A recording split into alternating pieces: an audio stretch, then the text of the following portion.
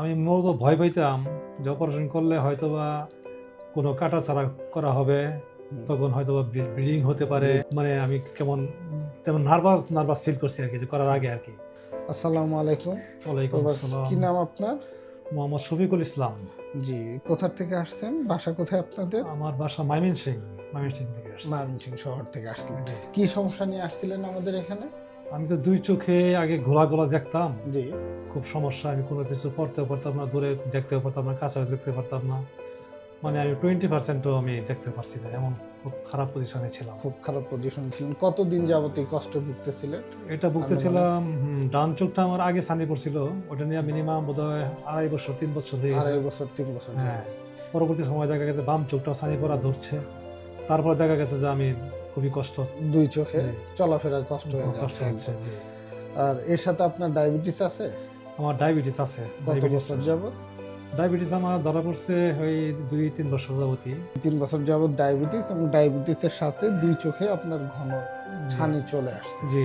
এবং পরবর্তীতে আমরা এখানে দেখলাম যে আপনি আসলে হাত নাড়ানো বা আঙ্গুল দেখা ছাড়া আসলে খুব বেশি কিছু দেখতে পারতাম। মানুষের চেহারাও একদম গোলা দেখা গেছে, গোলা স্পষ্ট, মানুষ স্পষ্ট হয়। বুঝতে পারতেছেন, চেহারাটা বোঝা যাচ্ছে না। জি।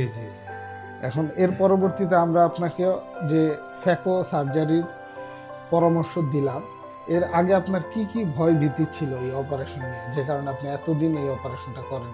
আমি মূলত ভয় পাইতাম যে অপারেশন করলে হয়তোবা কোনো কাটাছাড়া করা হবে, তখন হয়তোবা ব্লিডিং হতে পারে, বা আমার কোনো ব্যথা হইতে পারে। হ্যাঁ, বা করা অবস্থায় আমি তেমন নার্ভাস ফিল করছি আর কি, যে করার আগে আর কি। করার পূর্বে এই ভয়গুলো ছিল? ভয় ছিল, প্রচুর ভয় পাইতাম। এই যে এখন যে আমরা অপারেশন করে দিলাম, এখন আপনার অনুভূতিটা কি? আপনার অপারেশনে কোনো ব্যথা পেয়েছেন?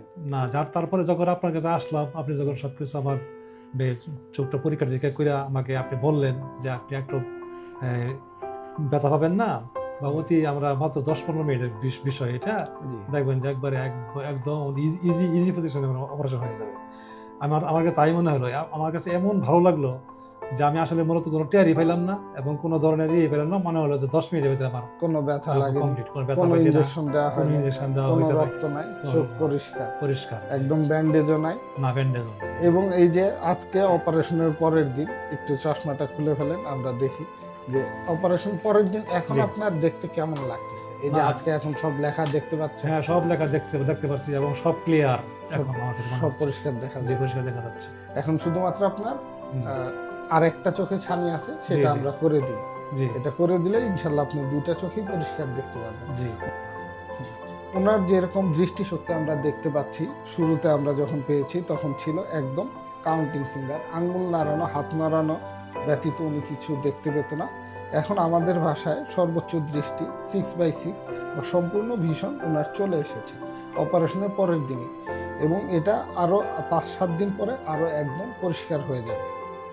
ধন্যবাদ আপনাকে শফিকুল সাহেব, আপনার সুস্থতা কামনা করি।